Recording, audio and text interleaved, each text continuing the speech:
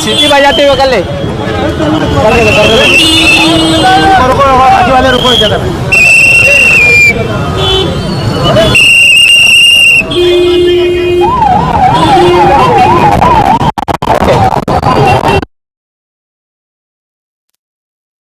Meera road से train क्यों नहीं है, जवाब दो।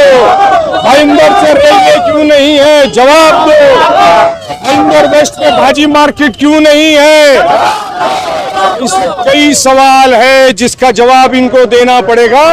और इन्होंने संकल्प जाहिर करके ये मान लिया है कि 10 साल में इन्होंने कोई काम नहीं किया, इसका जवाब।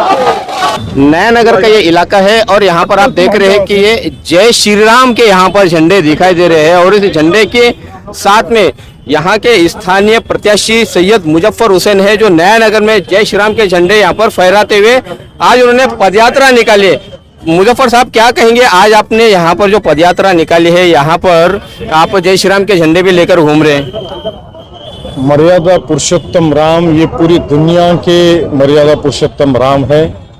ये किसी विशेष समाज या देश की संपत्ति नहीं है। छत्रपति शिवाजी महाराज ये पूरे महाराष्ट्र के आराध्य देवत है, पूरी दुनिया के आराध्य देवत है। कांग्रेस के महात्मा गांधी इस देश के महात्मा थे, पिता थे। इन सब से हमको प्रेरणा मिलती है कि देश, दुनिया, मानवता, धर्म, मेरा कर्म ही मेरा धर्म है। तो उनके झंडे लेकर के चलना, हम उसमें फक्र महसूस करते हैं। चाहे मुस्लिम एरिया हो, नया नगर हो, हिंदू एरिया हो, मर्यादा पुरुषोत्तम राम को हिंदू मुस्लिम में बांट देना ये सरासर नाइंसाफी है। ये बहुत ही गलत बात है। और हिंदू समाज हो या मुस्लिम समाज हो, इस देश की संस्कृति है। ये उस गंगा जमनी तहजीब की मिसाल है कि जिस पे पानी पे लाठी मार दी जाए तो लाठी टूट जाती है मगर पानी अलग नहीं हो सकता। 145 विधानसभा में पिछले 10 साल से बीजेपी के आमदार चुन के आए। आज वो कहते हैं कि हमने 41 संकल्प किए। सवाल ये उठता है कि पिछले 10 साल से विधानसभा में इसी पार्टी के आमदार विधायक जो माजी आमदार है, आज वो उम्मीदवार है, जो महापौर थी वो आमदार चुन करके आई और भाजपा के साथ थी।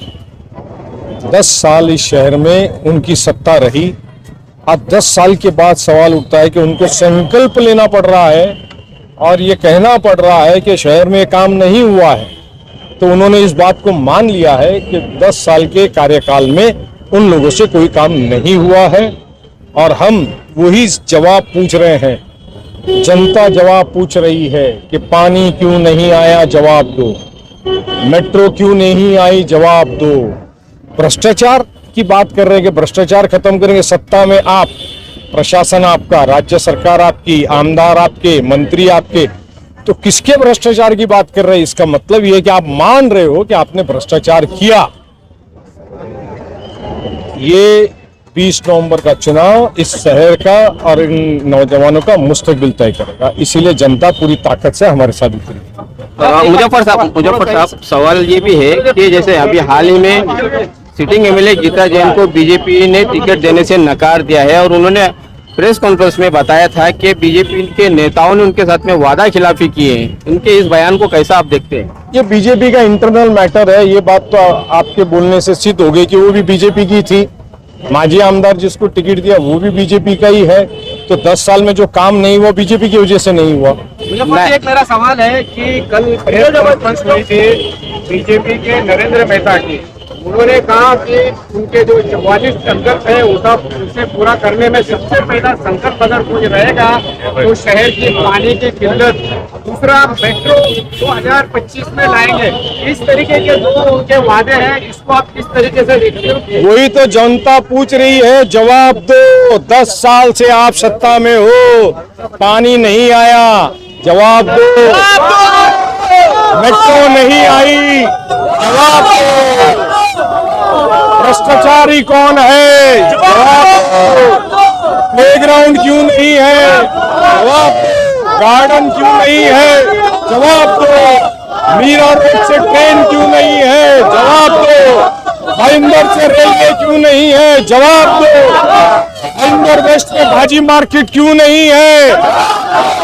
इसमें कई सवाल है जिसका जवाब इनको देना पड़ेगा।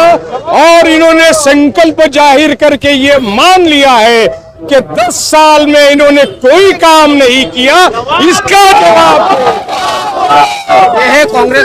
जवाब ये है कांग्रेस पार्टी के प्रत्याशी सैयद मुजफ्फर हुसैन, जो अपने पूरे लाव लश्कर के साथ में नया नगर में सत्ताधारी जो यहाँ के एमएलए हैं उन लोगों से उन्होंने पिछले 10 साल का जवाब मांगा है कि पिछले 10 साल में क्यों शहर की तरक्की नहीं हुई है, क्यों शहर का विकास रुका पड़ा था, इस बात का जवाब दो। अब देखना है कि कैसे इस बात का जवाब देते हैं सत्ताधारी जो यहाँ पे सिटिंग एमएलए थे, जो इस वक्त चुनाव में प्रत्याशी है, कैसे वो जनता का सामना करते हैं। आप देख रहे हैं कैमरामैन आरिफ कुरैशी और साबिर शेख के साथ ऑन रिकॉर्ड मेरा भाईंदर। धन्यवाद।